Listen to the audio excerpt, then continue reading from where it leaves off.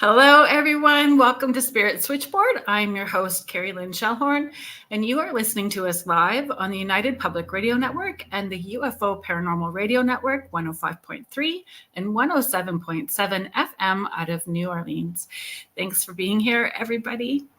A little bit of housekeeping things. If you are joining us on Facebook, if you could head over to StreamYard and just give Facebook permission to use your name and your profile picture, then we'll know who we're talking to. If you're participating with us in the chat, you can watch us live on Roku. If you look under UFO Paranormal Radio, you'll be able to find us there on Roku, and we are on YouTube with UFO Paranormal channel and the Spirit Switchboard channel as well. A few more things to share with you guys. Lots of things are coming up. For those of you that are new joining us here on Spirit Switchboard, thank you so much for being here. Those of you that have been following for a while, thank you so much. You are what makes the show what it is, joining in the chat and adding comments and questions. And I appreciate all of you for being here. Those that are new, I am a psychic medium out of Northern Ontario, Canada. I have a few things coming up that I wanted to share with you. If you head to my website, which is just carrieLynnShellhorn.com, you will be able to sign up for the newsletter. If you sign up for the newsletter, you'll get it all in your inbox. Everybody that's coming up on Spirit Switchboard for the upcoming month, all of the links to their books, their websites, all of their information. You'll be get the heads up to any of the events that I have coming up. And we've added some new ones in the last 2 days that I haven't talked about publicly. So in the next few days, there'll be some announcements of new events that are coming up. I have an event. I'm really excited about this because Laura Lee Potvin, who's also a host here on UPRN with the Angel Rock on Mondays and the Thing at the Foot of the Bed with David Hansel on Thursdays. She is going to be presenting as well too at the Lake Superior Paracon. Jeff Belanger is going to be there. Shane Pittman. It's the guys from the Paranormal Voice, Dale Quigley and Michael John. There's just going to be a stacked weekend. If you get your all-day pass, I'll be giving messages at a Spirits and Sweets on the Sunday as well too that you can do as an add-on. Hi, Jackie, Michelle, Joanne, Michelle and Julie, Contessa. It's really good to see all of you guys here today. Tomorrow, if you head over to the Paranormal Voice, the Windsor's Own on YouTube and follow them on YouTube, we are doing a special it's so stacked with people from the paranormal community from noon until I think that I'm close to the last guest, so 5:30, 6 o'clock. And it is a fundraiser for Shaylee Clace from the United States. So there is information on my Facebook page about that as well too. It's so full of amazing people going to be coming on to show support for Shaylee and her cancer journey that she's on currently. And you know, we've all been affected by cancer, and her family is very supportive within the paranormal community, and we just like to show support for her and her family and what they're going through right now. Hi, Heather. Oh, hi. So Pamela Noon from Sarnia. I was just in Sarnia working. Right, let me get to my guest. I'm really anxious to bring him on and get this conversation going because I know that you guys have been eager to be a part of this. Today's guest is Dr. Scott Guerin. The driving force behind Dr. Scott Guerin's life has been his passion for unraveling the mysteries of God, universe, and the source, and the intricate tapestry of their relationship with humanity. A distinguished author, educator, and retired healthcare professional, Scott is committed to the exploration of spiritual development. Please welcome to the show, Scott Guerin. Hello, Carolyn. Thank you for having me. Oh, great introduction. I'm excited about talking about angels, quite a bit actually, because I find there's this wibbly wobbly line that's getting less wibbly wobbly, and it being acceptable to talk about angels a little more out loud, a little more publicly, and moving it from being attached to a specific organized religion and dogma into something much bigger. And I remember, like, I grew up in Northern Ontario, and there was no like we went to a community hall for Sunday school, and it was, you know, we sang songs and we did plays at all the holidays for all of, like, I don't know, 6 different communities, right? Gathered all at this one little hall. And that was my, I don't know, my taste of religion, except if I spent a night at a friend's house. So I went to a Baptist church once, and I left crying to my aunt's house because it was it was loud. I went to a Catholic church as an adult, just seeking. And then when I had my kids were talking about angels, and I had never talked about them. So it opened up this whole new world with them as little people, remembering something bigger than what I was remembering at the time. Yeah. Well, you know, a lot of people are interested in angels now because they're safer, in a sense, you know, as people are moving from organized religion or discovering a spirituality within their religion. You know, it's free of all the dogma and, you know, in some cases judgmental, you know, messages and stuff. So it's safer, and I think that's part of the movement. Yeah, I as a single person who talks to people that are crossed over full time as a career, it's very hard to date. And I had a date with this fellow who came only to tell me that I was cursed 10 generations back by God on the father's side. Wow. It was like I said to him, I was really horrified at the beginning. And then I think I recovered really quickly. And I said, thank you. You can go home and pray for me. And it's how great that you spent like an hour and a half of your time just to come all this way and tell me. Yeah. Wow. It's crazy how fixed those belief systems can be, and how it really is life altering when you start pulling it apart and seeing from like an emotionally detached, not charged point of view, and seeing with that inside spiritual eye at the bigger picture and the connection of it. Yeah. Like a good friend of mine read my book, and he's an engineer. He kind of comes through things like, you know, practically and stuff. And he goes, I don't believe in angels because they're not scientifically validated and proven, you know, to be true. Now, I knew he was a Catholic, and pretty committed Catholic. So I said, really, you need to have scientific proof. He goes, absolutely. I said, yet you believe in the virgin birth, resurrection, and forgiveness of sins. Yeah. He goes, without scientific proof. I'm like, well, yeah, but that's different. You know, so it's like that type of, I don't like getting into those types of conversations, but that one was kind of, it's thrust upon me. Yeah. And I find it's, I don't know, it is life-changing when you allow yourself into that, and however you need to get there. For me, looking at angels, I saw them no different than I saw spirit guides. It was all part of this different dimensional realm and different layers of those different dimensional places. Yeah. And if I was leaning in and it felt like a warm blanket out of the dryer that you're wrapped in, it makes it feel light and expansive, then you're heading in the right direction. How could that be steering you wrong? I mean, if it helps, I have kind of like a model of how things are kind of organized, you know, in that sense, as far as angels go. Could you start with sharing how you had that interaction with your pastor that sort of led everything?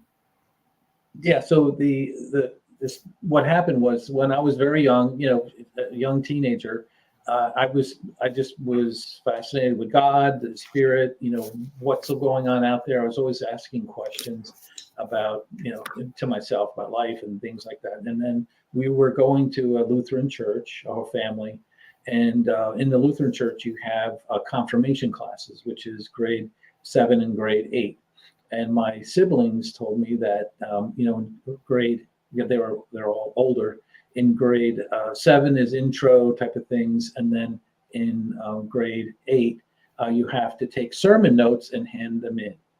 But I was so into it, I started taking notes, sermon notes in grade 7. So, a year earlier. And even though I was a horrible student, like in general back then, I was so fascinated. I wanted to know, I wanted to know everything. So I took down notes, I filed them away. And then the next year came along where we had to submit them in. And I noticed, like after about the third week, like, wait a minute, this looks familiar. So I went back and looked at my notes and like, wow, this was the same sermon he gave last year about this time. And so, I was like, well, there must be some profound reason. Like maybe we didn't get it and God told him, like, you have to tell them again, or maybe there was new people in that had to happen. There must be something because there had, something godly. So I got the nerve after a few weeks because I was a kid and he was this larger than life figure, very kind, but he always had a stoic look to himself and walking around. And I got him after a service where he's like shaking hands with everybody. And I said, Pastor, I noticed that you repeated sermons from last year. And I just wanted to know why, like, how did this come to be? And he put his hand on my shoulder and he said, Scott, this is a tough job. and that, for me, my world just cracked in half. So there's God, my path to God, my only known path to God is, treating it like a job. And I saw, kind of the man behind the curtain type of thing. And from then on, that's when my journey started. Absolutely. And so it started there.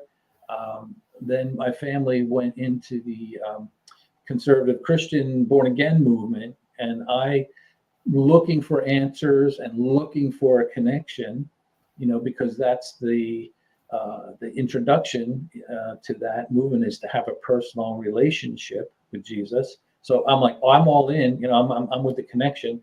And then, after a few years, I kind of noticed, that it was a kind of a contained box, and, there was conditions, to that. And then I left to go to Presbyterian church, and that was a little bit better because it's not so heavy-handed. But all in. I was elder, taught Sunday school for 25 years, for 15 years. And then at that same time, my life was kind of falling apart personally. We had 3 kids, but we ended up in divorce. And I was at, just rock bottom.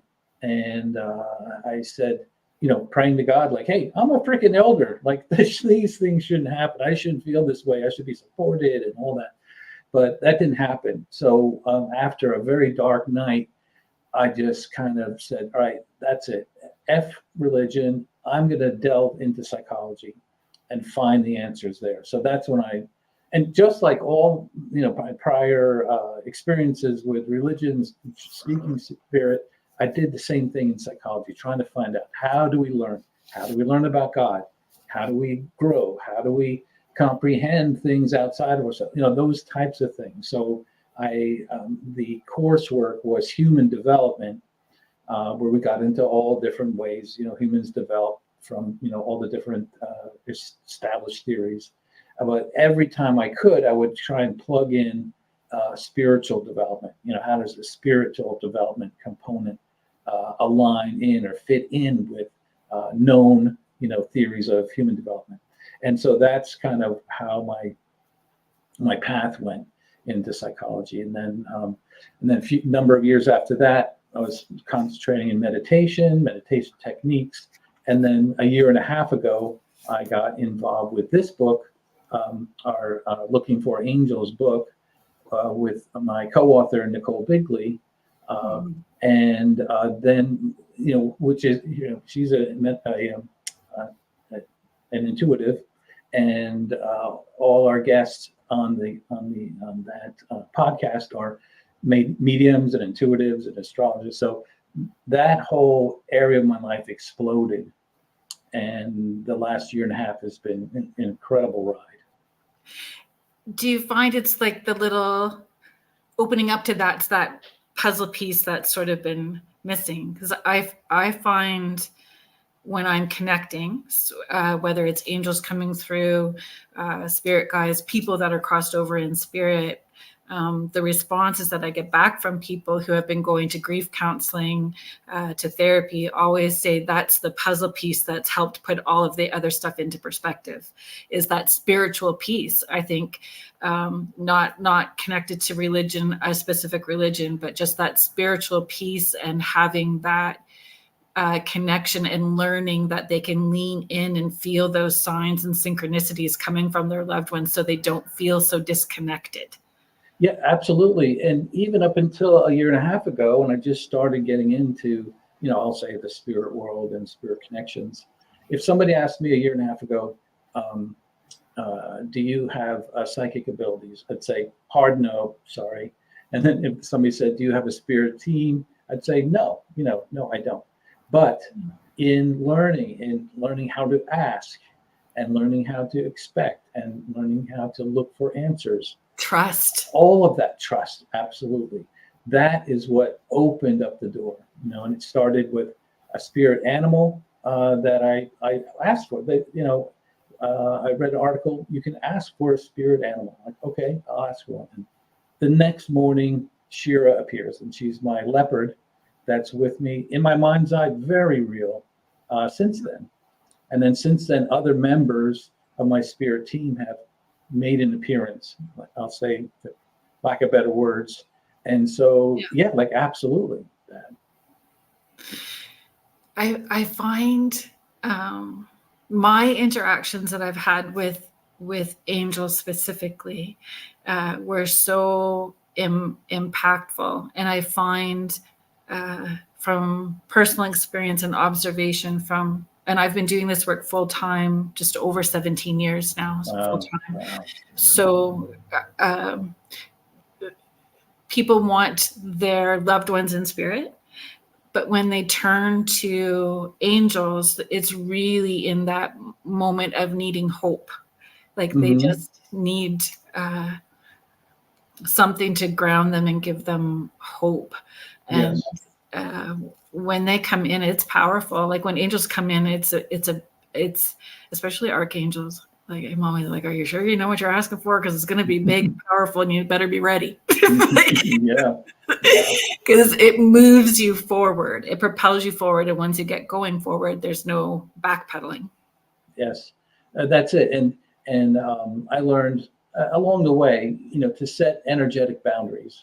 Like I don't want 10-foot anything appearing in my bedroom at night, at least right now. So I just say, please help me, expand my understanding and involvement.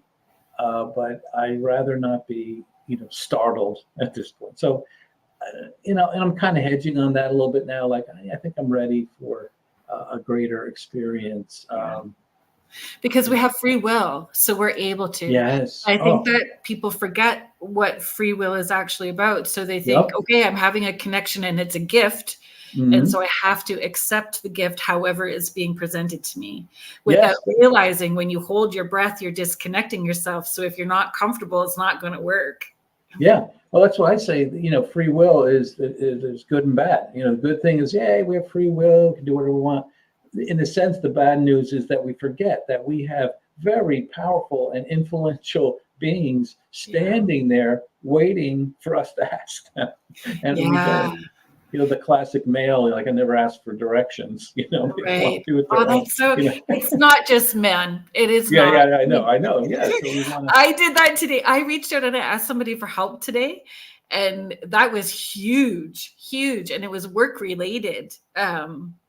work-related help that I was asking for, and I just don't do that. And I'm like, it's a gold star sticker day, because like, Yeah. what I did was, it was a good learning moment that, that I could ask and I would receive, that I freed up some mental space so I could stay focused on the task that I was doing. And I knew that I was being supported in the way that I needed. Right. So, and it brought them joy, which does for our divine team on the other side too. It brings them joy. When we are when we are joyful and at peace, we can be more of service with our path and purpose. So we're not distracted.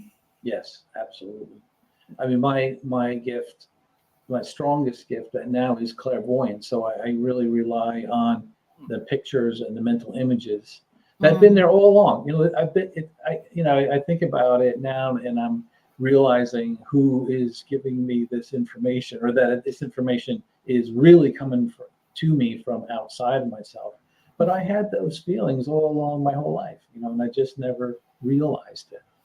Do you find it's the language that we use that could disconnect us as well too? Like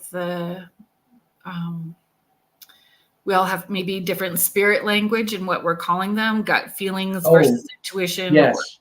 Yes. A lot of people ask me and they go, well, how can I get started with this? I said, well, first, just look around you and notice the synchronicities, the butterfly that doesn't go away, from your car, or, or a synchronistic moment, or, repeated numbers, or a song comes on the radio that you hadn't, heard in many years. And those types of things, you start to open up. And we have to kind of retrain ourselves, maybe not retrain, but train ourselves to listen at another level before we start, kind of concretizing, how spirit is interacting with us. It's letting go of expectation, that high intention, low attachment. Yeah. Or, how we're approaching it. Well, and we're plugged into this physical world, this third dimension, and all its expectations, and what other people have taught us is the way things go. And so to step out of that box a little bit, to verbalize that, hey, I thought I saw, a good friend of mine was visiting relatives on the west coast of the U.S., and she heard her name called out, and no one was there, like urgently. And she called me and was freaking out, like, what's happening? And I said, don't. And she has no spiritual, religious background at all. It was a brand new supernatural thing for her. And so I was able to kind of help her kind of normalize it, like these things happen, and it's not bad. I gave her a little prayer of protection she could use.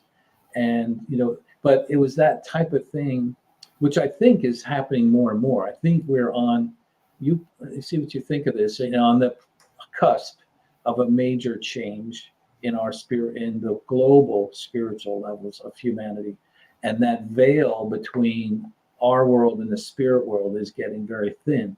So I think there's going to be a lot of experiences, a lot of people coming into even psychic senses, and maybe seeing angels, or maybe seeing a loved one.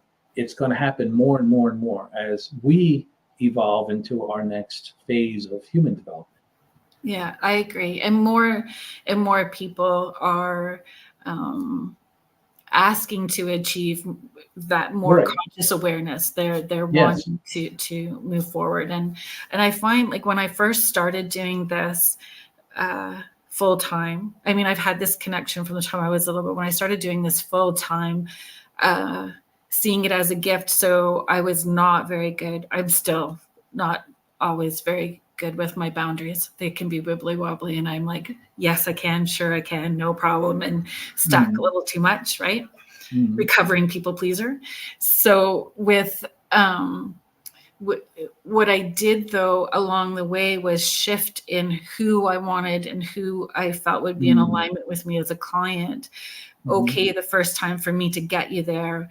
And then the second time, and it's been this way ever since, where they're wanting to grow their own connections so they don't have to rely on me, and making sure that's, and that's how it rolls, which is exciting. Like, to watch people have their own aha moments and their own connections is such a rewarding place for me. Well, and you bring up a good point that I like to bring up, because sometimes people feel intimidated with someone like you that has had a connection, very strong connection for forever.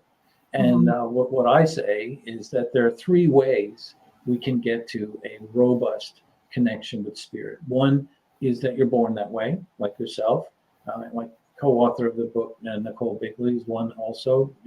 Even before she was born, she has those memories. So that's one way. The second way is trauma, unfortunately. A lot of people that go through severe trauma have, and they go through an awakening. And then the third is what I say, the rest of us, that we can learn.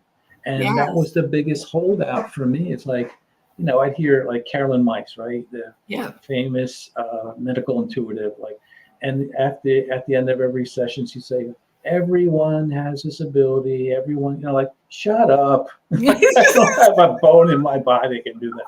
But now, after some digging in, I took a mediumship course, and you do some digging on your own, and you trust, and you ask, and you wait, and it's just unbelievable. It's unbelievable.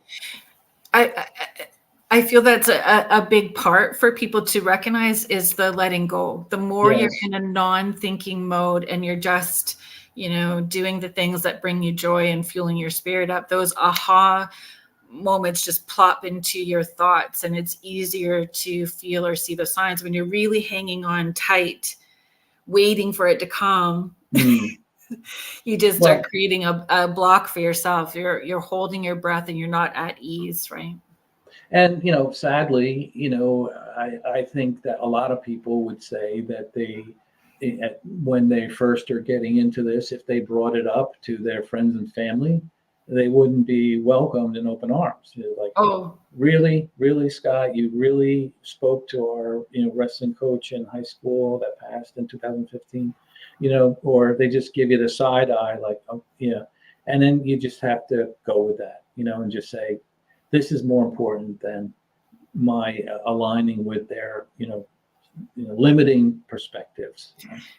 And I find when we take accountability and we really step in our power and our truth, then we start mirroring that gift to other people, that they can do the same. Yes. Inevitably, somebody will pull you aside in the corner at that party and go, hey, I got an angel story for you too. Yeah. Like, everybody's got a story, but they just don't necessarily say it out loud.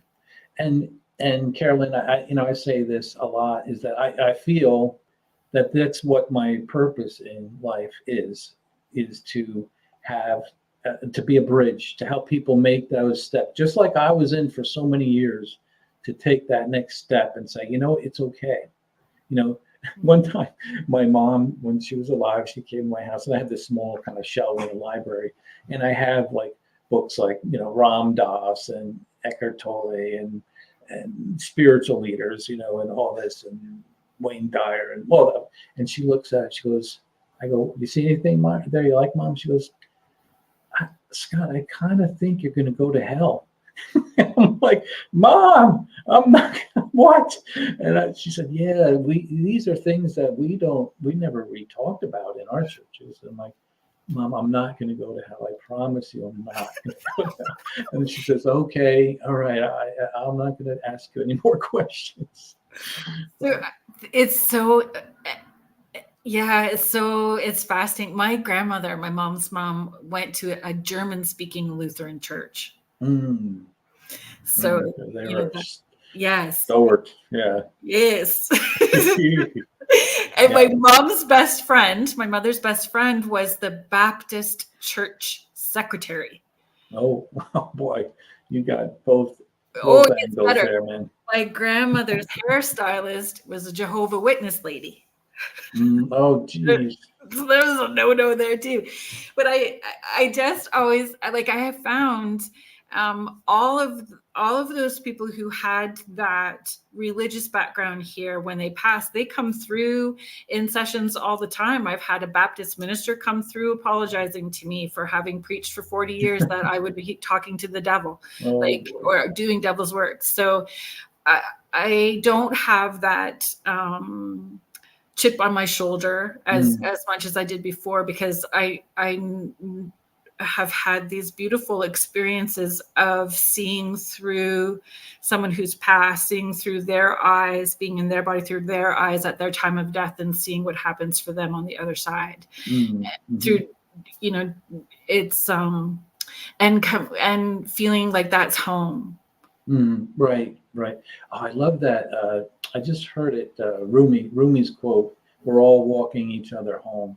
Mm-hmm. You know, I was like, what a wonderful way to look at it. You know, gently. Some people don't want to go home. You know, they don't want to walk with you. I'm like, no. Yeah. Others get it. Like, yeah. And if we are looking at that collective consciousness of one, we've all agreed to be here with every other person on this planet. Yeah. We have all agreed to be here at this point in time. So, you know, even those people who may be frustrating to us, seeing from an emotionally detached, spiritual point of view, that we did agree to be here with those people, right? Michelle is just asking, how do we make it easier to have a more open dialogue with each other about angels' experiences, or searching for answers, perhaps? Well, I mean, you know, like any conversation, you can only manage your side of the road. You know, you can't control what other people are going, you know, their biases or their, you know, positive or negative. So you have to kind of look at it that way. And then certainly no judgment. I mean, anytime you go to anyone and say, I've got something better than I thought I had, and, you know, a lot of people just become defensive. You know, I say I'm a vegetarian, and people who eat meat, they start just getting defensive. So if you say, you know, I've made a connection with the spirit world more than I ever thought, you know, they're defensive. So I think part of it is to understand where they're coming from, and very gently say, you know, you don't have to believe this.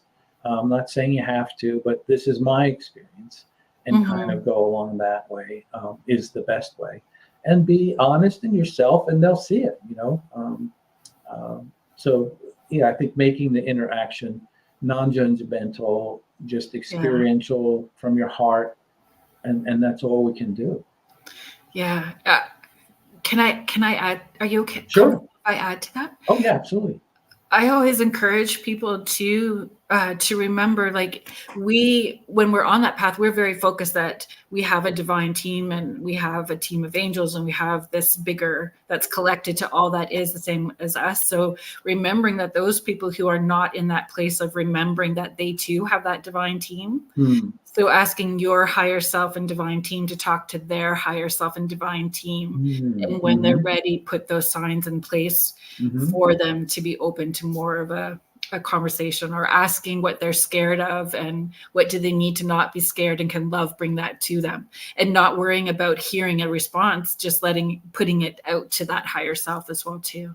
Yes. And then they may get a sign, or a little wake up call, or a big wake up call, you know, near-death experience or something like that. And then you'll be the person that they'll say, you know, to go to. Like, you know, a year ago, we said, you told me about this. Like, I had this experience. Like, what do you think? So, so don't negate that. Just initiating the conversation, even if it's not welcome in the moment, that it's still planting a seed that you don't know what may happen in the future.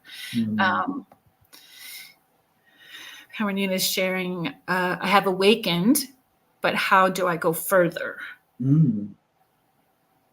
Well, I would say, you know, getting back to the free will thing, you know, ask, you know, is one thing. Like, ask, what do you want? You know, what do you want to do? Or what in what particular way do you want to go further? You know, like, I have an interest in tarot cards, you know, just to check it out. And there's a lot of psychological work done with that. So, like, that's one way I'm kind of going. But whatever way you want to understand your what clair you have, clairvoyance, claircognizance, the 9 most popular clairs. Do you think you have that? Then, look into that, read it. I mean, the internet is wonderful. And you want to be a healer, then that's perfect. You have that focus. You can start certainly reading, researching, and then connecting with maybe have a couple sessions with a healer. There's lots of workshops, how to heal. Is it energy healing? Is it however, whatever specific area you want to go in, but most importantly, how your healing energies are coming out. Is it an energy healing thing? Is it Reiki? A lot of mediums and psychics that I've worked with start out as Reiki masters. They just go through, and I think it's popular because it gets you into the mode of helping, concentrating on your patient and their energies and their body. And then the rest will come to you, absolutely. But you have a lot of resources to choose from right now. And finding a community, finding a community that you feel is safe to be vulnerable. Yes. Like a physical community would be, a local community would be the best, but depending on where you are. But yeah, and you probably already are a healer and have been exactly in your lifetime, and you haven't even known it. You said the right thing at the right time, or you might have made a suggestion to someone, and I bet you share their stories at the bus stop in the grocery line. I bet you people feel that you're a healer now. Like they would say, "Yeah, I bet you she is." Okay. Let's see, there was some here. I need to highlight these. Michelle is just following up about having the difficult conversations or opening up those conversations. She's saying, yes, it can be a subject matter that has so much diversity. Speak from your heart. Yes. Sandra Rose is just asking, can the spirits or angels heal connections between the living? I assume like relationships, maybe people who aren't getting along, that type of thing. Well, the first thing we got that good and bad, free will thing. Free will. So people to be on both sides. People have to want to connect in order for both sides to connect. You can always try. One side can try and make connection. You can, pray and seek their help in helping you say the right thing, do the right thing. Maybe not get emotionally involved in whatever it may. I don't know what exactly the situation is, but make sure your heart and your intentions and your actions are the best it can be and the best for their good and yours. And then they're going to have to kind of come around on their side to make it work. It really takes two.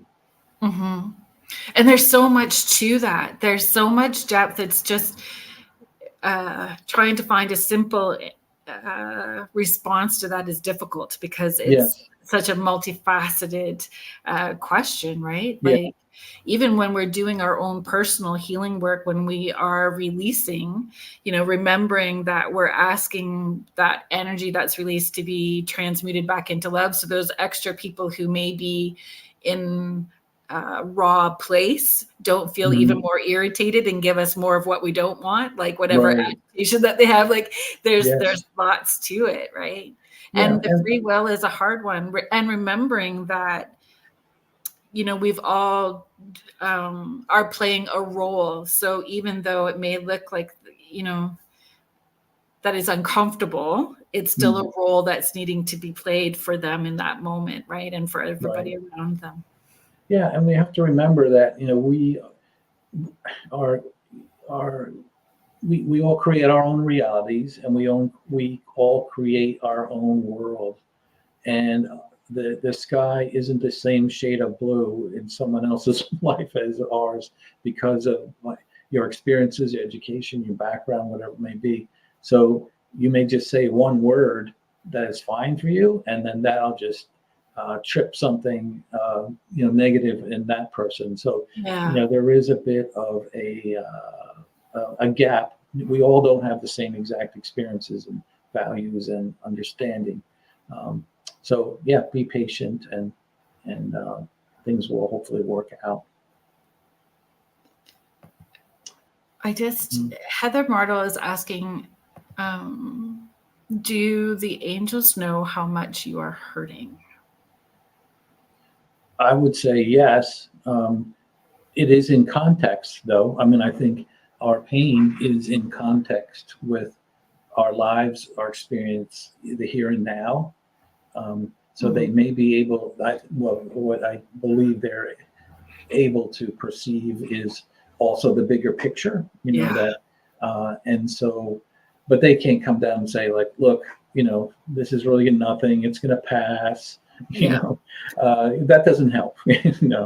I say they hold the book of like the choose your own adventure of Carrie Lynn's life story, and they're waiting to see if you're choosing page 32 or 89. Yes. Yeah, and who knows, you may have, and this is always a little tricky, but you may have chosen a path of pain, and that's a lesson that you need to learn. I'm not saying that's true for everyone, but they certainly will help you wherever you want to go. If you want to get out of that, they will help. You have to ask, and you have to expect and trust, like you mentioned. So yes, absolutely.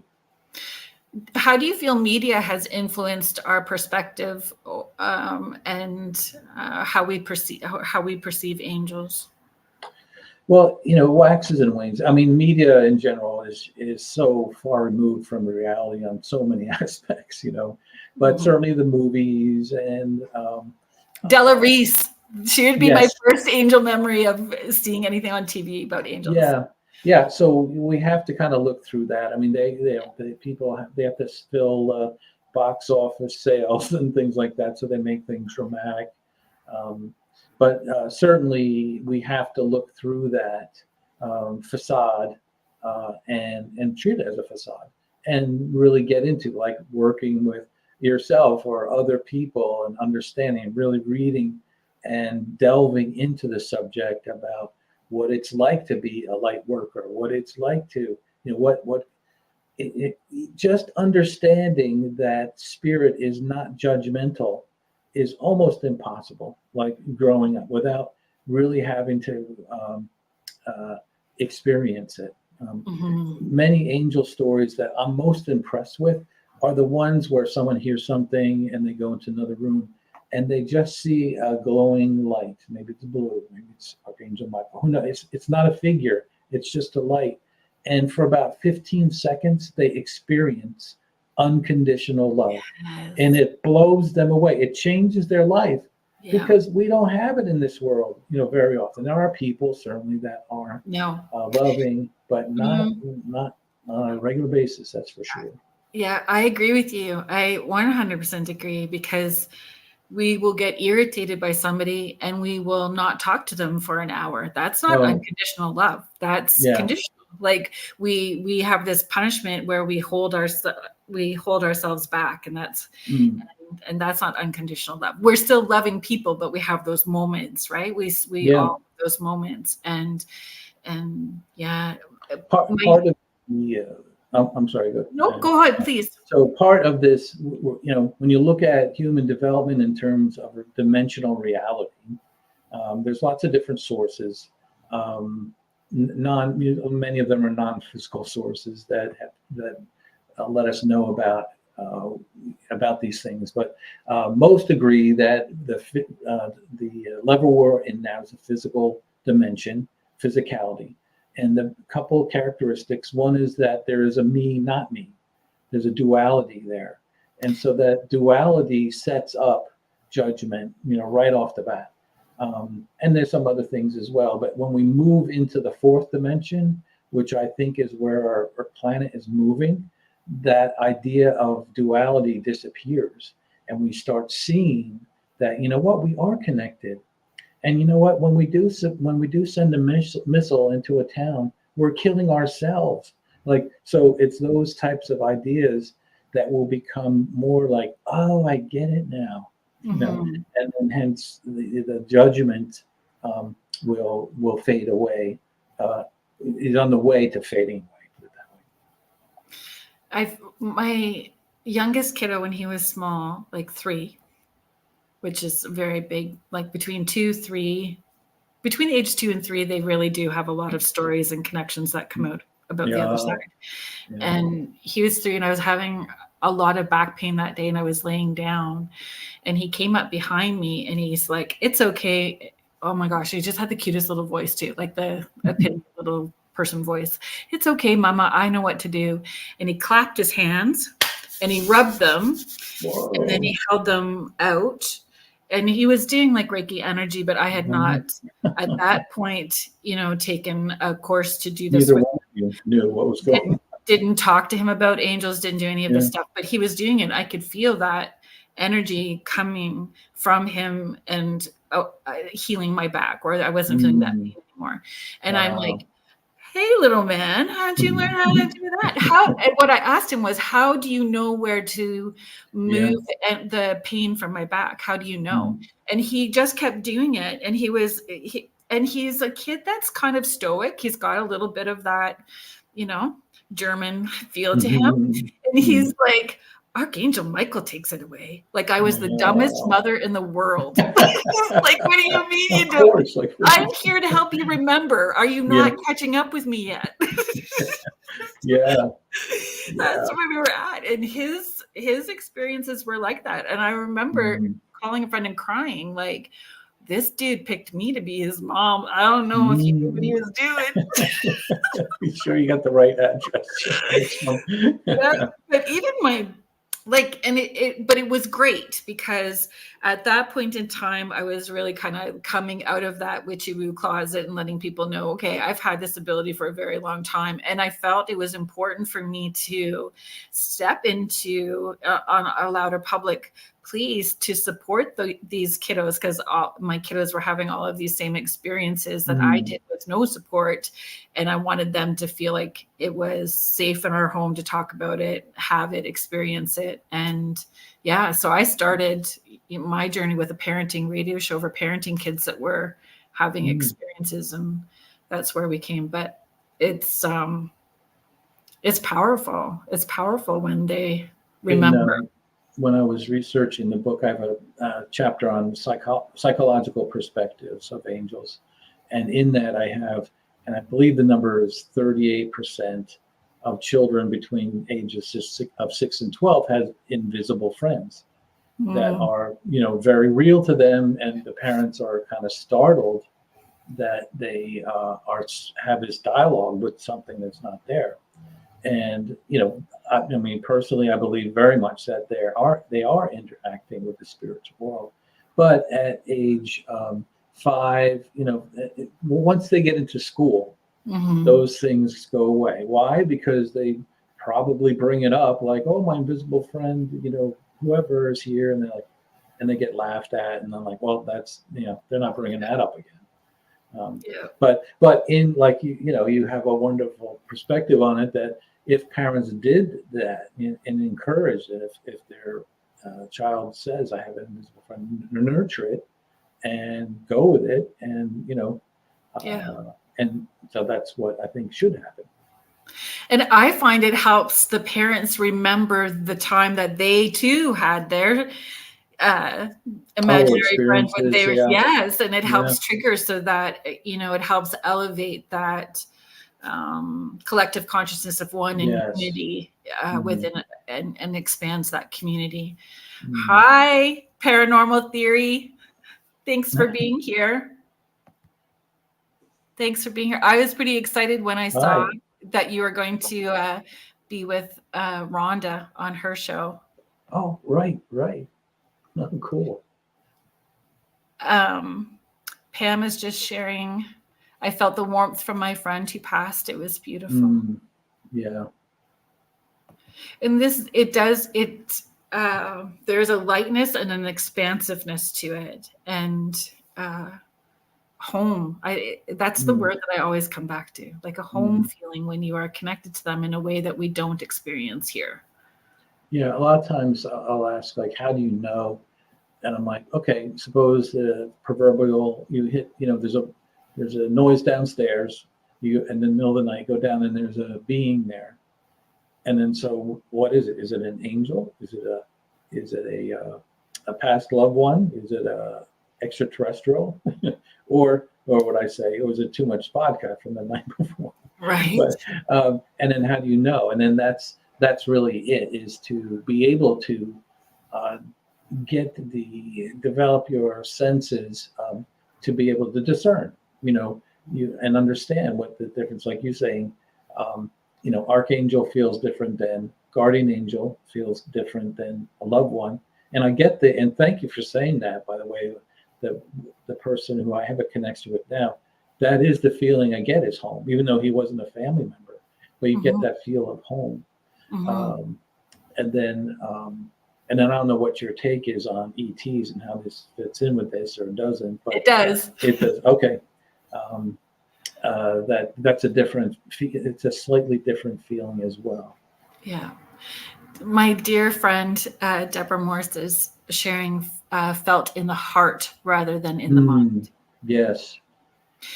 And that's what I encourage people to, is you're moving out of your thinking and into your feeling. And the more that you can switch that language to, I feel this is happening, I feel this, it's easier to lean in when those things that are outside of the normal are Yes.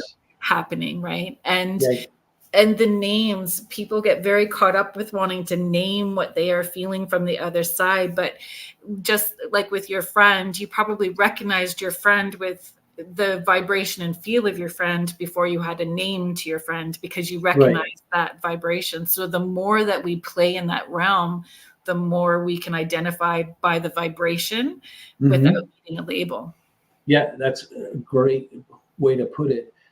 From the people who really have presented these models of dimensional reality, the fourth dimension, language goes away, and it's all telepathy and feeling. And at the same time, when people say, like, how do I know if this is a thing, if what this person said to me was correct, they go to have a reading, and I said, it rings true to you, like it. And that, again, that's the feeling. And so we're kind of trained not to trust our feelings, but it's really counterintuitive to not trust. We have to learn to let go, trust, and go with things. Yeah. When my little guy was small, he used to wake up so irritable, like not sleeping really well. And I asked him, because I saw it with my inside eye kind of what was happening. So I asked him, I said, are you flying with angels at nighttime? And he's like, yes, the grandma is there. And I'm like, okay. So so then our bedtime routine included saying, there is no astral traveling, there is no nighttime traveling, there's no downloads, no talking to angels, because you during the work week need to sleep and rested so that you're okay in the morning, that we all get along. I need to like you in the morning. Yes. So if we're going to do any of this kind of work we're going to do it on a Friday night and a Saturday night. And that's what you tell them. You're not allowed to bug me at this time. We have a date with my mom on like Friday night at 10. Yeah, that's energetic boundaries. We have to learn that as we get into the spirit world and interacting with them. And that they don't get angry with those boundaries, because they're it's a dance that you're trying to figure out with them, and what's going to work best for you so that you can learn and continue expanding, right? Yes, yeah, that's the thing with unconditional love and acceptance, is that they're all about you, and your journey. They have everything they need. They don't have any wants, so they're totally fine to wait until you ask for them to take action. Anita is sharing, love to hear about angels. How do you focus? One time I saw bright lights like the sun. Well, with my mom. I'm a huge proponent of quieting the mind. We're in a game, and I spent a lot of years going into different meditation practices. I went to a Vipassana meditation retreat. I don't know if you're familiar with that, but it's a 12-day or 10-day silent retreat where you quiet your mind. And I kind of learned what it felt like to have no thoughts. But when you can get there, however you get there, listening to music, going for a walk, that's when you can start feeling, the presence of a specific angel, or you call on your spirit team, or your spirit animal, or a loved one. You have to kind of get away. I call it the game show reality. Game show reality, whereas in our world now, our physical world that we're looking at now, there's buzzers and whistles and spinning dials, and we have to get behind that because it really is like the Matrix, the movie Matrix, where we have to unplug and learn to live in the spiritual world. Mm-hmm. And it really truly is that non-thinking space where that connection is going to happen, and knowing that how it works for you in this moment will grow and shift and change as your awareness and connection grows as well too. It doesn't have to stay the same the whole time. It will grow with you. Yeah, like I started scrying. Like it's a few months ago. I love scrying. And I'm like, and I was just like, all right, well, I'll try this. And I start writing. And I'm like, I can't ask a question, at least for me. I can't ask a question. Yeah. I can't change the dialogue, because that's how I know if it's me or spirit. If I can change the dialogue, then I know it's me. But if it's just coming through, and so you just get that feeling like, wow, this is coming from outside. I've encouraged people to even write the list of, you can look them up and find all kinds of books that list different archangels. Write them out and ask, like when you're going into a meditation, to ask to connect to Archangel Michael, your heart space to his, and his to yours, or theirs to yours, however you want to phrase that. And you can feel what that vibration feels like. And once you do, it's like, thank you so much. Can you step back? And now can my grandma pull in? And you start to feel how all of those different energies feel, and comfortable with it. What I find, most people have a loved one. If for you, it's your friend or whoever, it's a loved one that will come in first, so you feel comfortable to allow all those other energies to come in. Can you speak to something like that? Like how to help people not be scared and opening up? Because people are always like, I just want my people. Oh, I see. Yeah. What if somebody else's people show up? Well, in a shameless plug for the book, we have a list of deities, ascended masters, archangels, and characteristics of them. Archangel Michael is normally associated with the color blue, and we'll get down to the crystals and even zodiac signs that they're supported to. So if you if you're having an entity coming in and you want to find out who they are, that's one way to do it. And then also, if you want to call in a specific entity, like for me, Archangel Gabriel is a big go-to person, because it's all about communication. And that kind of came through to me. And when I was writing the book, and a couple friends, I said, when I'm writing, sometimes I get this like kind of poke in the back of my shoulder, and I'm kind of got distracted, and I'll get a poke, and they said, well, that's Archangel Michael, like kind of helping you get focused again. I just want to put this up for a second. I'll share this with you. Ryan from Paranormal Theory is just sharing, him and his sister Emily, they lost their mom almost a month ago. When she's around, we definitely feel her differently than, say, a random spirit when we go to locations. I've been holding you and Emily in my heart, thoughts, and meditations, Ryan, thinking about you. And we will feel our loved ones, and that's part of when we have our babies, and we give them a bath and we dry them off and we brush their hair and we rub their legs. When we have our family and we're hugging them, our friends and we're hugging them, we're in their energetic space. So it's familiar to us. Yes. So that energy is what we are feeling when they no longer have the meat suit, when they're no longer in that physical body. We're feeling. Could you talk about? Yeah, it's like an energetic fingerprint, and all the different colors and variations, we portray as an individual. We're portraying a certain combination, say, and frequency that is, familiar, and that's what we pick up.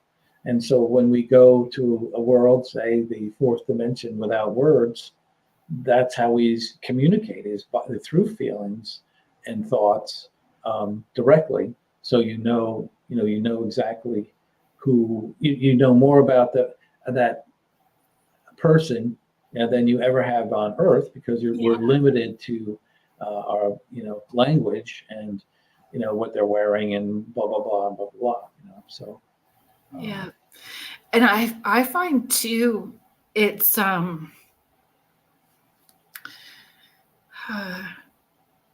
because the ego is removed, so the coulda, shoulda, wouldas, any itty bitty thinking, all of the traumas, hurts, perceived hurts and perceived traumas, all of these things as well too, that that hold us back from really fully being ourselves. So when we do pass it and people are just feeling our energy, they really are feeling our most authentic self when they are tapping in, and we do get to know them on a whole different level. And again, it brings them joy to connect with us. It brings them joy to help us learn about ourselves on different levels. Yeah. One thing that came up a few months ago, I was listening to a show with Jessica Zweig, Zweig, and she's a medium and very much a light worker. And she said, we can't diminish the importance of this physical world. Like, it is very dense, it is very slow, and time is a major component, obviously.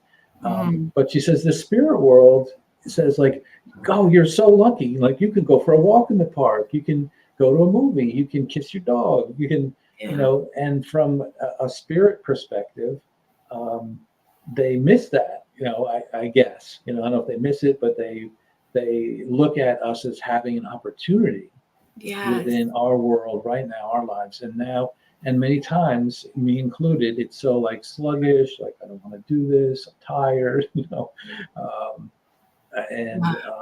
living in the spiritual world seems so much kind of nicer, but we have so much to learn in this physical realm that, we can't just bypass it. And shifting the perspective. Yes. How great that I get to go to work. How great. Yes. How great, and shifting the perspective. Yeah. The idea of gratitude has so much spiritual power. Yeah. We have no idea. And those people that who are joyful and happy, you look at them and you'll say, wow, they are full of gratitude and love. Yeah. Thanks, Deb. Deb is saying this. Thanks, Deb. Show you two are great. Cheerleader, yay! Yeah, Deb is a brilliant light, and she has sort of been with me right from the start when Gav was having those experiences. Deb has been a friend in my corner during that time period. Ryan from Paranormal Theory is just sharing, my mom had a necklace that we have been looking for about 2 years. The other night, my sister saw a light turn on near my mom's bedroom. And when she went in, the necklace was on the middle of the dresser. Wow. And you wonder if it was there all along or it was put there, and a light went on, like, okay, here it is. Yeah. Yeah, like when those things happen, a real sign. And helps. And Ryan, I was thinking about that for you and Emily too, how your mom knew how much you guys were connected to the other side and investigating and for sure she will do all of the things that she can to show you, give you that evidence and make you feel connected. And that's another thing. I mean, not, I'm not in a critical way, but we all tend to think of that it's on the other side, or, it's out there. People who have died are away. They're far away, angels. No, we are multi-dimensional beings. And so the fourth dimension, fifth, sixth, seventh is all right here, right around us. Our loved ones are right here, right around us, angels, guides, and they're not in some distant place. That's amazing, Ryan. I hope that she continues for you guys, turning on the lights, giving you signs. She's upfront about giving the signs. Yeah. So where do night terrors fit into that dimensional space? Well, that's a fascinating topic, because my oldest son experienced them when he was, I don't know, probably 7 or 8, I would think. And and he wasn't an emotional, type of kid. He was a normal kid, but whatever he was experiencing, he was witnessing something that terrified him so much. I didn't even know what to do. I mean, I thought he needed sedation or take him to a hospital. I mean, he was physically shaking because he was seeing something. And so, what is that? We don't, no one really knows. It could have been a glimpse into another reality that just freaked him out, or it could have been a harmful spirit, maybe poking its head around. Don't really know, from my perspective. I mean, see what you think, but sure. It's common, not to demean it, but it's common, with kids and having night terrors.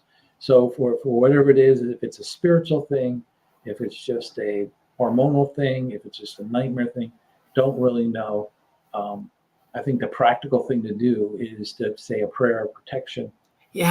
For your son or daughter when they're having that whatever happens, he's protected for his highest and greatest good, from his angels and guides. But what's your take on that? I have 4 children. My second kiddo was the one that had all of the night terrors, and when he would explain, or when he would talk about it, for me, it felt like he was going to that place where people watch their life review. So we're seeing all of the things that people had done that was harmful or hurtful to other people and themselves. So I feel he was kind of in that, nighttime traveling, right? Where his spirit's doing that nighttime traveling. So again, the conversation was, you go from here to the 5th dimension and up. You go from here to where, these angels are hanging out, and you go above, or you just don't. And when I did the prayer for them, over them when they were sleeping, I always added that they had permission to let go of anything that they brought forward from a past lifetime, alternate reality or alternate dimension that wasn't going to serve their highest good here, and be in alignment with their path and purpose that caught them off kilter. I try to blanket, make sure I go in every direction. I cover it in every way possible so that it is smooth and easy and has grace and ease. Thank you very much. That's great. Well, it's great that you had that insight and knowledge to present them, to them when they were young. When I got the idea, learned about the past lives, and we pick our parents, with the psychologist who did the hypnotherapy regression, I got that. We pick our parents, and I was like, someday I'm going to tell my kids about this. They're still teenagers, and when they're ready, maybe I'll tell them.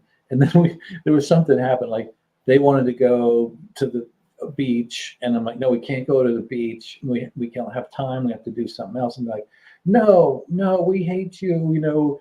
You're a terrible parent. And I'm like, I blurted out like, well, you picked me, don't blame me. And they were like, it just stopped. It's like, what? What are you talking about? So then that was the time when I introduced them. I did. I had to have the same conversation with two of my kids. I was like, you chose me to be your mom, and how is that feeling on you right now? Like, how's that feeling on you? Ryan is sharing, yeah, she's very upfront about giving us signs. She likes to turn on the lights. Wow, yeah. And I love this. Yeah. When she passed and was cremated, she was wearing a Paranormal Theory t-shirt. Oh. I love that. Hey, I told Rhonda about your What's Your Theory hoodies.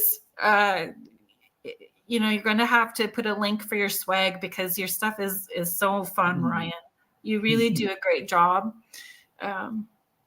It's a real pleasure watching you and your team evolve the way that you have been.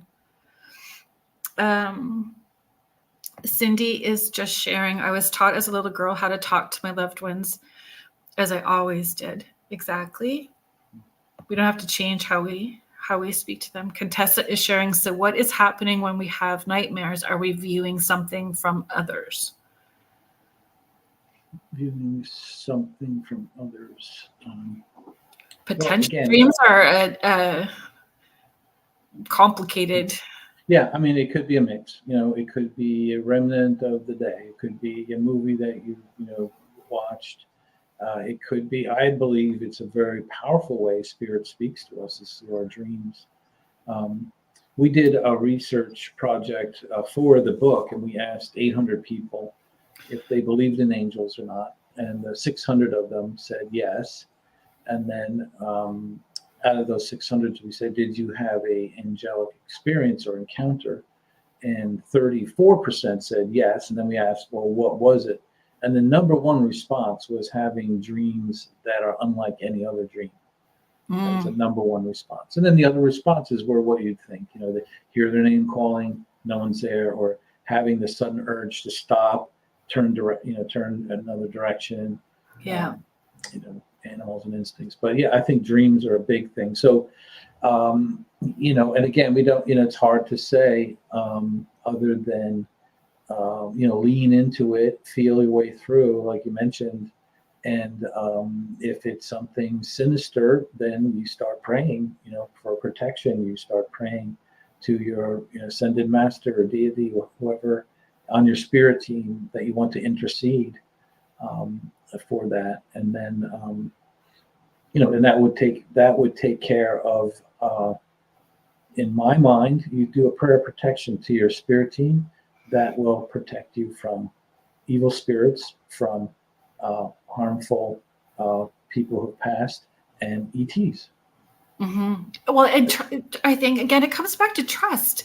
And sometimes people need to have an experience that's very uncomfortable in order for them to trust and rely that we do have this divine team. We do have these people, to open up to the spirit realm and connect with ascended masters, different deities, angels, really knowing that your divine team, even if you're not sure who they are, will be there to help you. So if you say, I need my angels to intervene now, they will. You just have to say, I need you now. Yeah. And they will intervene. Yeah. Tansy's asking, is there a reason why some folks are not chosen to be parents? Are those lessons that are individual for each person? Well, sometimes it's not about, if you believe that your higher self planned out, you also chose that path, not that you weren't chosen to. And I find people who don't have biological children tend to nurture many, many people. Oh, right. Still have that mothering or parental nurturing side that involves many people. And, the concept of, whatever it may be, you have a spirit team before we're incarnated and we, say, okay, this is what you want to learn in this coming up lifetime. And then you plan the whole thing. It sounds good. But one time when I just kind of stumbled on this and was delving into this idea, a friend of mine and I were talking, and I said, "Yeah, we all plan our lives and what we're going to experience." And I, just as I said that, I forgot. I remembered that she was abused by a family member for years when she was a little girl. Mm. And then she was shaking and she said, "You mean I planned that?" And I'm like, wow, well, that is so hard. It's so hard to just accept. So, the answer to the people who are authors of those theories say, yes, she did plan that, but you can't say that, that doesn't help at the time. No. To do that. And so it's you have to be careful with that idea. But I think in general, it's how I view reality, that we do plan and go through, and then plan the next lifetime and go through learnings that we agree to and situations. Do you feel there could be wild card? Well, our wild card is us, in one sense. The free will part. Yes. But there could be a wild card person that enters in, to your life, but then how do you respond to it is always the thing. Yeah. I think that's part of the mystery of life, and we are living in a world with other people and other agendas and things, and people may want to pull you off your path or may or tempt you. Who knows? But yeah, that's a good question. Is it a wild card? But yeah, we all can do what we do have the free will, and that's primary. I've been enjoying this conversation so much. Thank you for coming on the show. I just have to do our station ID. I'm just checking the time, and Okay. I was supposed to do that at the top of the hour, so we're a wee bit late, but Okay. I did remember we are getting to it. So if you are joining us now, thank you so much for being here. You are listening to Spirit Switchboard. We are airing live from the United Public Radio Network and the UFO Paranormal Radio Network, 105.3 and 107.7 FM out of New Orleans. I'm your host, Carrie Lynn Shellhorn, and today I have Dr. Scott Guerin on talking about his latest book, Looking for Angels. Yes. Yeah. Yes. Understanding and Connecting. Yes. It's really it is really a guide. It goes from religion, angels and religion, to psychology, to science, and then modern day angels from the get-go to how to initially make contact, how to expand our psychic senses. So wherever you are, you can plug in along the way. And I like that it's covering from all different facets as well too, right? Yeah. So what does science say about angels? Well, science is first of all, science is our best guess of what's going on. Right? We're learning new things. Yeah. So you can't. The biggest thing is a remnant of the scientific revolution with Newtonian laws came change the world. Why? Well, because everything was able to be predicted and organized, and gravity and motion and those types of things. So it was good in the fact that it created a world that's predictable. But as I say, there's no room for angels in a machine. You can't observe an angel. You can't put it in a laboratory. So a lot of people are stuck in that mindset. Like, I have to be able to, interview an angel, on CBS News, or study one in order to be real. And so so science in general has no clear-cut answers.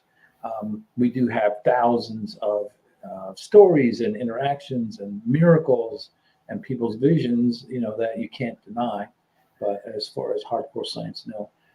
The thing is that there's a crack in the door of current science because of quantum theory, where we're seeing that matter under 50 microns, subatomic particles act quite a bit differently. They can be in two places at one time. They can go from a wave to a particle.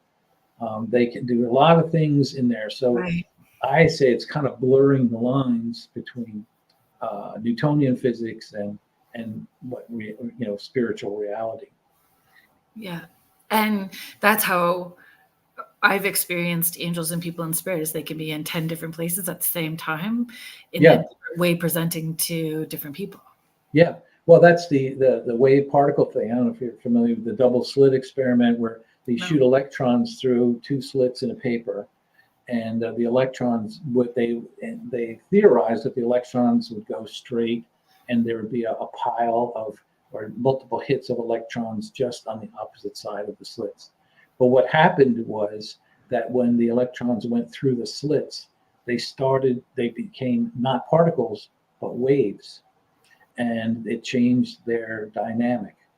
So it went from being in one discrete position at a time, and it's a little bit complicated, but one discrete position at a time, to a wave that has the possibility to be in all of the positions at the same time. And so right there you have a way that that's how angels can travel. They can take themselves and turn themselves into a wave function, and then when they have to be in a certain place, they change into a particle function. So that's one interaction there with the scientific community. Yeah. Thank you for sharing that. Can angels present in different ways? Oh, absolutely. I mean, the unknown, the third man, concept of like that person that helped, the tow truck driver that appears in the middle of the night, and the person goes back to thank them and like, no, we didn't send anybody out last night. Right. Those type of things. There's thousands. The phantom nurse. Yes, yeah, thousands of stories about that. So they can present, and sometimes I'll get the statement of they don't even care that about their name, because they're all for the greater good, and they're all tied into source. That it's not a big deal that it's Archangel Michael here. The big deal is that they're helping you or the situation. But certainly in different formats, and certainly in animals, can appear in different ways. Because remember, when you get out of the third dimension, a lot of stuff can happen. People and things can appear and disappear. They can appear to one person in a room when there's two people there. It's a different world. We have to at least keep our mind open that there could be a reality that's different from what we know and can feel and hear and see right now. And that we have, again, with that free will, are able to ask them to come in a way that will feel most comfortable for us. Yeah, that's a great way to put it. I like that. Yeah. Yeah, like not the 10-foot tall entity at the end of the bed at 2 a.m. Yeah. And there's collectives. I don't know if you're familiar with collectives, or you speak, non-physical entities. Yeah, if you would like to talk about the different levels or dimensional different types, if you would like to, whatever you would like to go down next, for sure. Yeah, I think I think just one thing that I like when I'm talking to people who are just into this, they say, well, where do angels fit in? Where do we fit in? If you look at all the sacred texts in the Hebrew Bible, Christian Bible, and either Islam, which really takes a lot of the Hebrew Bible into their own, it all describes that God source, all that is when she created the universe. They created the physical universe, created humans out of themselves. So we are divine beings. But at some point, they created the angelic realm as a separate species, in a sense. They've never been incarnated. They are in lockstep with rolling out the will of all that is good and love, source. Then you have us, and then we have our brothers and sisters that don't necessarily live in another country like Africa. They may live in another part of the galaxy. And I know that's not even within mediums in the spirits world, people are still wrapping their heads around the possibility of extraterrestrials. But I think we have to address it because I think it's more prominent. But they are like us in the sense that they're created beings, and they are separate from the angelic world. But they have mastered the fourth dimension and up. So that's how they can appear and not appear and kind of move and do those types of things. So that's an important thing. And that's the fourth dimension aspect. So the fourth dimension, once you've mastered that and moved to that, then you can dip into the third dimension, as angels do, as those who passed do, those ETs can do. They come into our physical realm and can go in and out. So that's, I think, an important thing to remember, because then it explains a lot, to be honest. It's like the Occam's razor thing, that Right. if you have a lot of different theories going on, the most simple one is probably right. So it's that fourth dimension shift I think that is occurring, that will get it. Contessa is just sharing and asking a question. I remember my son telling me that angels don't look the way that we think they do. He said they look a bit scary. That's why when they appear, they say, "Be not afraid." Yes, it's true. Certainly in the biblical text, anytime there was an angel, people would say, like, they'd start freaking out. And whether it was because it was just a beautiful being with wings hovering over, the ground, that could freak people out. And there was something kind of floating around the Facebook and the internet about they plugged in all the descriptions of angels in the biblical text, and it looked like this unhuman-like thing with eyes and wings, and it looked kind of terrifying.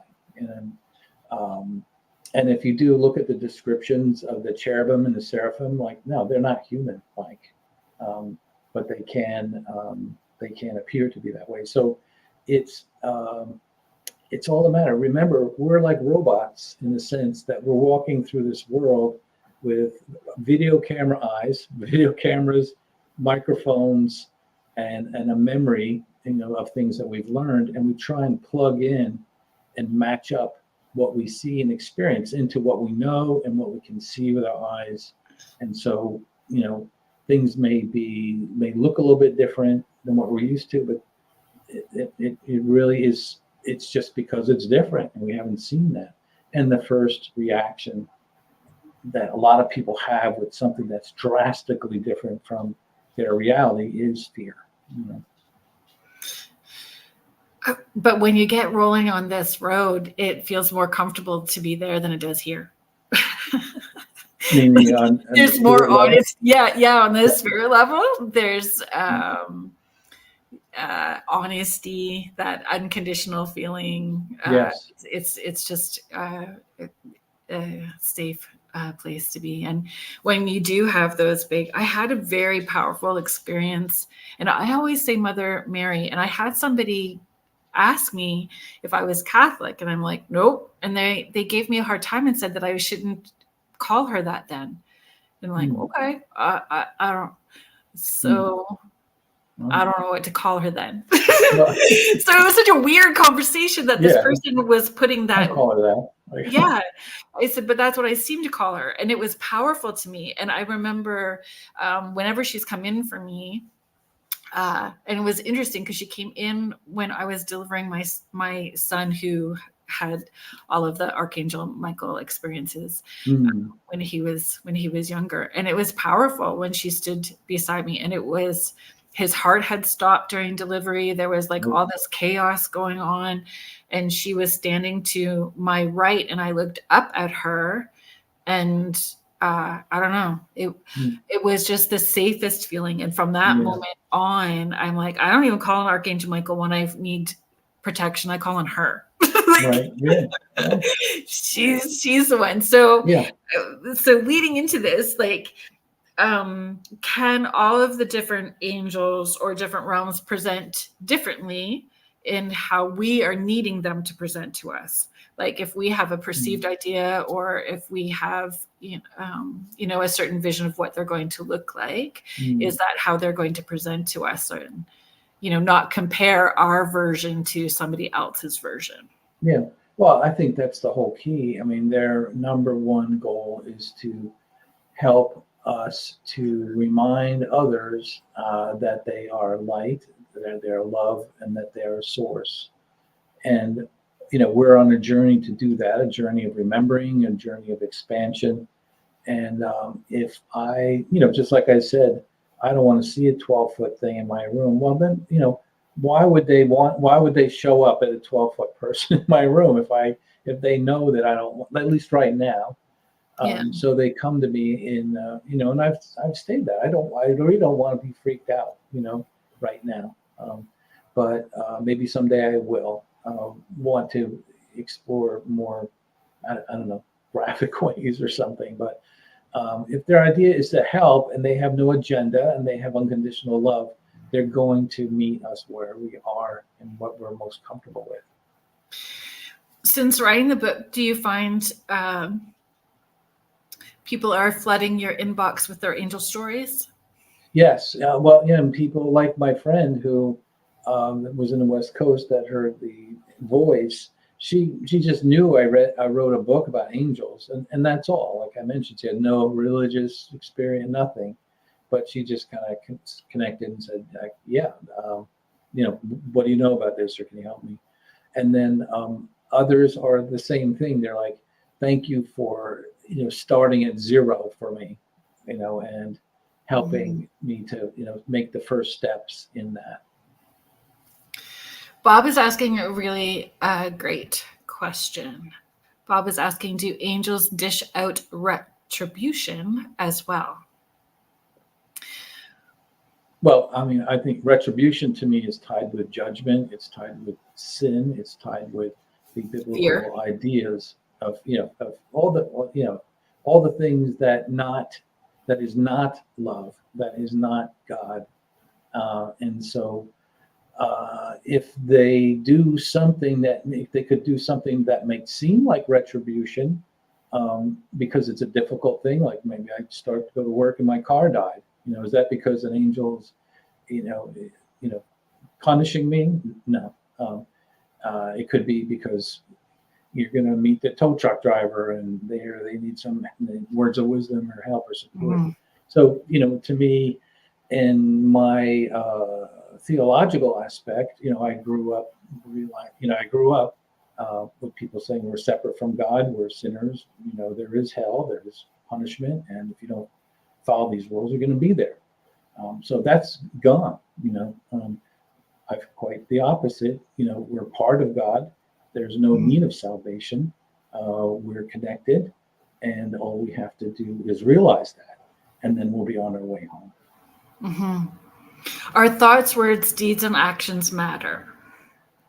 They matter. All of our thoughts, words, deeds, and actions, and the intentions behind them, right? So yeah, it all needs to be in an alignment. It's who we are. It's who we're acting and doing in this life, is being ourselves at whatever point in our journey we are. So they matter. They matter for us. They matter for the people that impacted by us. And how it ripples out, right, to that collective consciousness of one. Right. And, at the same time, it can be negative or it can be positive. Our loving deeds, our loving words, our loving actions matter, as you say, it ripples out. And that's the great thing. Bob, when you ask this question, the first thing I think of is the movie with John Travolta with him as Archangel Michael, and he goes in and burns that church down right at the very beginning. Oh, yeah. The lightning comes down and away it goes. Grant Evans, who is part of the TOPS paranormal team here in Ontario, he's been on the show as well too. Grant is saying, from the Catholic perspective, angels are all perfect creatures and beautiful. Fallen angels look scary as God forces us to see them that way, so we flee them and their evil. Not sure if that was brought up as joining late. No, it was not brought up. And thanks for popping on, Grant. Yeah, and then some people asked us to, like, why didn't we get into like demons and that realm?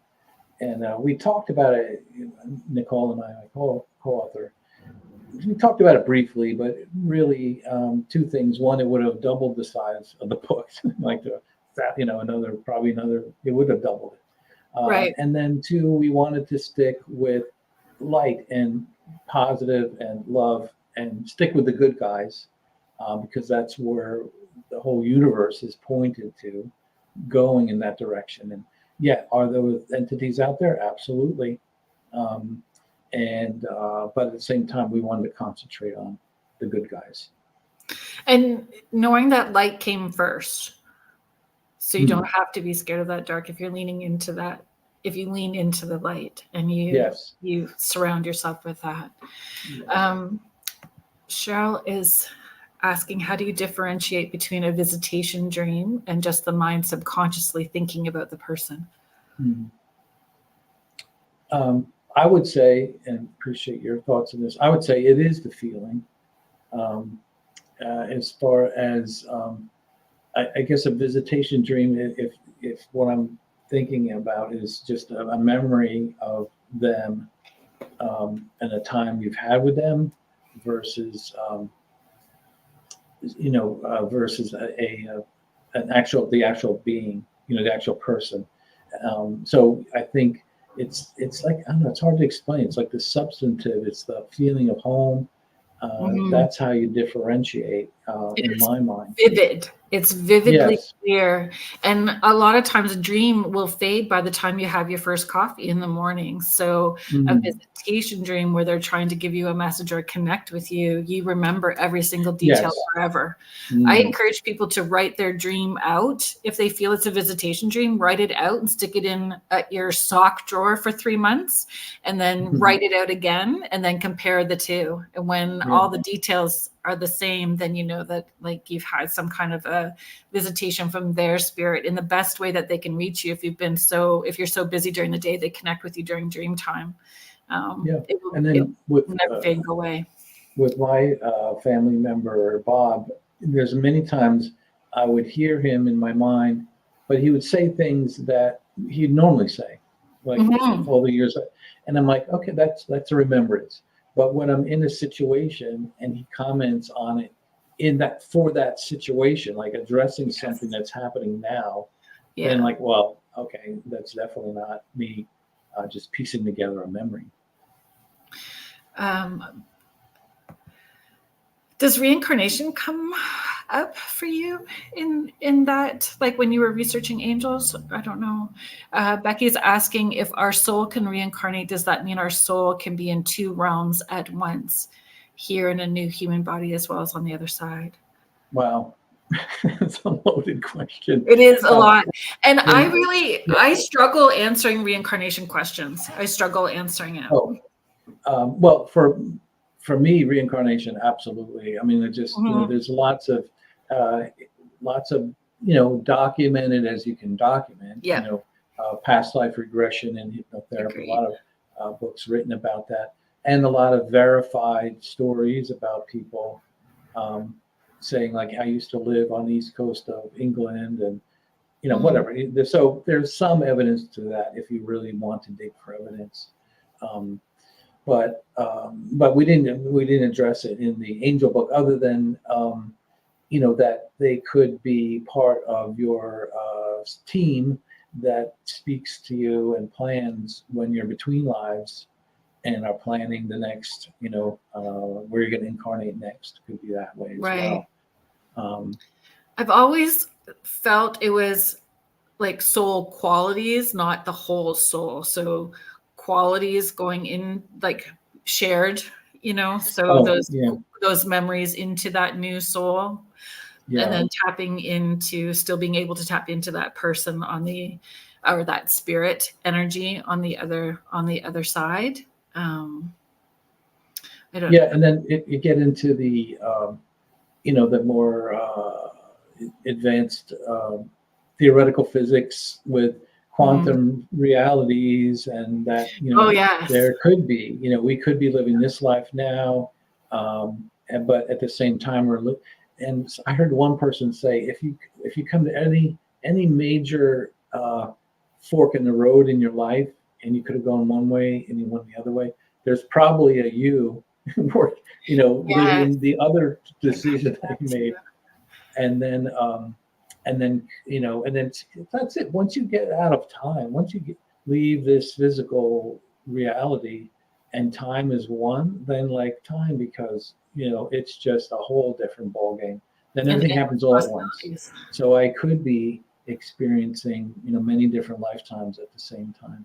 Yeah. And And go ahead. it's great. Here's a kicker. I just heard this the other week. Someone was talking about timelines and living different timelines. And he Right. said, suppose our different timelines are other people. Like we're living, and that's how we're all, that every person we meet is us in a different timeline. Oh, that's And interesting. that's how we're all connected. I was That's like, interesting. wow, brilliant. That's You trippy. think about it, it's so cool. Think about that. It's trippy. And I find I always question why people want to delve into reincarnation. Like, what is the intention or the incentive to understand reincarnation? For me in my head, I've been tall and shorter than what I am. I have been thinner and heavier and male and female and good and bad. I feel like I embrace the concept. I have been all of those things. So, if we're bringing forward something in that I've brought forward from a past lifetime, is why I get scared of heights and why I'm really drawn to doing art. It's Yes. facets of me, and those facets I've brought forward because it's going to benefit me in this lifetime or help me learn. Right. I was reluctant for many, many years to, I don't even want to know, because suppose I was an a-hole in some, 16th for sure you century. I don't want, well, wait a minute. How do you know that? Because we have to. Don't want. Because of the duality of it. How else do we learn to be really good? Okay, I get it. All right. I'll accept that. But so I had a reading with someone who last 6 months ago, and she went into my past lives. Right. And she said, you were a priest, a Catholic priest in like the 14th or 15th century in Ireland, and the church that you were on, that you were working in, was built on a Druid temple. Right. And as a priest, you found out about this, and you started incorporating some Druid concepts into your teachings, and became, kind of known for that. And she said, that's your life. You've been doing this your whole life. And again, that ringing true kind of came through to me, and it made me feel good. Like, all right, that's good. That made me feel good. Like I'm on the right path. But I did. Here's the joke. I did research to see if there's any Guerin priests in the 14th century, and there's none there. But did you find a name that you felt resonated to that could potentially be you somehow? No, actually, the Catholic Church did that a lot. They tore down the Druid temples and built their churches. So that was kind of common. So I didn't find anything else. I did an energetic healing session with somebody, and some past life stuff came up, and she told me very similar, like, you've been in this role as a teacher, but she kept showing me lifetime after lifetime where I was underneath a man who didn't like me being in my power. So, and I'm like, okay, well, I understand that. But she said the same thing, like being in this role of teacher and spiritual leader, or all of those sorts of aspects that have played in somehow. I like what Bob is sharing here. Reincarnation to me is like getting a second chance to show yourself. Yes. Yeah. Well, that's it. We're on an improvement. And some people would say you can redo it. Oh, is it the Conversations of God books? Neil Donald Walsh. There's a comment in there, like, a lot of people want to go over. They choose to relive this past life because they want to get it better, and that's a common thing, and then at some point they're good with it, and then they go on to another scenario. But yeah, all for the better. There's a book when I'm teaching the parenting course, which I haven't done in a long time, but it's Child of Mine Know This by Rebecca White-Cotton, and it's geared for children, but Neil Donald Walsh wrote the foreword in it, and I love it. And it's that concept of choosing your family, and we have different lifetimes together and play different roles and forget the agreements that we've made before, and all that kind of stuff, and why we have uncomfortable situations to push us to remember the agreements. It's a great book. once said like the whole amnesia thing, like, we forget. Why don't we remember all the lifetimes? And like, well, we have to learn. Yeah. What do you mean we have to learn? Like, well, suppose you wanted to learn about what it's like to have no food. And like, you can't just say like, oh, I'm not going to go down my kitchen with full of food. No, you've got to be in a place where in a situation where there's no food, no possibility of getting. You don't even know how you're going to get your next meal. That's when you know what it's like to be in that situation. And that kind of answers and segues into this question from Kathy. Do we have to reincarnate? And we have free will and we don't have to. But as a loving soul, when we are on the other side, because we're all loving, we'll go, oh, sure. Yeah. Sign me up. I'm not going back there. I'm not going back there. Okay. I'll help you the teacher in that.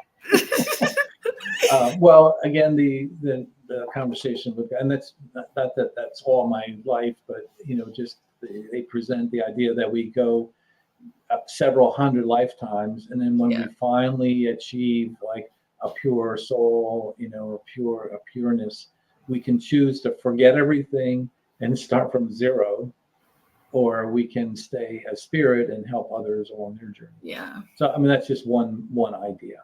And that concept of volunteering is in another Neil Donald Walsh book, The Little Soul in the Sun. So it's a children's parable book. So it's worth the read, because most of those children's parable books are for the adults anyway. Yeah. For us to grasp the concept as we're reading to our children. So I just need to be mindful of our time. Where can people find you? Do you have events coming up? Sure. Social media? What's happening? Yeah, the best place to find out what I'm up to is on my website, angelintraining.org. It has books and resources, and I'm just starting it. I don't know if it's going to work or not, but I have spiritual coaching offering to help people kind of make their way through things. And then I'm on Instagram, which will probably be the best way to find out where I'm going to be next. And that's Instagram, Scott Guerin, author. We're going to be at my co-author and I, Nichole, will be at the Body, Mind, Spirit celebration in Cincinnati in November, I think 14th, 15th. That'll be the last time that we're going to be there for some time, because the book will be a year old. And we have different things going on. So, but otherwise, I'm kind of doing a lot of publicity and talking, and I'll announce that and post on that on my Instagram account. Yeah. And the way to get to the book is on Amazon. We have paperback, hardcover, ebook, and audiobook, which we narrated, which was a trip and a half to do the narration. That was very hard. Or you can go to lookingforangelsbook.com to get signed copies and a gift box, or the book itself. So lots of different ways. Did I read that you consider we're all angels in training? Yes, but it's a little bit in this misnomer. I started that years ago when I wrote my first two books that kind of depict my journey. But light workers in training. What's that? Light workers. Light work, yeah, perfect. Yeah, because technically, as I mentioned, angels, we're a different species than angels, but we are spirit beings, or divine, and we have a lot of work and fun ahead of us. Thank you, Jackie. Contessa. Yes, thank you, Jackie. Thanks, Contessa. Thank you, everybody, for participating in the chat and all the great questions and sharing parts of your personal journey. I appreciate you being here and creating the space. Next week, I have Kelly Harrell coming on. I hooked into her as soon as I found her website. There's a tag that she uses, and it's elder well, die well, ancestor well. And she's talking about, how we can tap into nature and understand our connection to everything that's all around us, so we can elder well and pass well, so that we can be the best ancestor in spirit for our loved ones here. So Wow. we'll be talking about her book and asking her all kinds of questions next week. So please join us. It feels like it's a great extension from what we were chatting about today with you, Scott. So thank you so much for being here, and have a good week, everybody. And we'll see you next week. All right. Thank you, Carolyn. Thank you, everyone. Appreciate it. Had a lot of fun. Good night. Good night.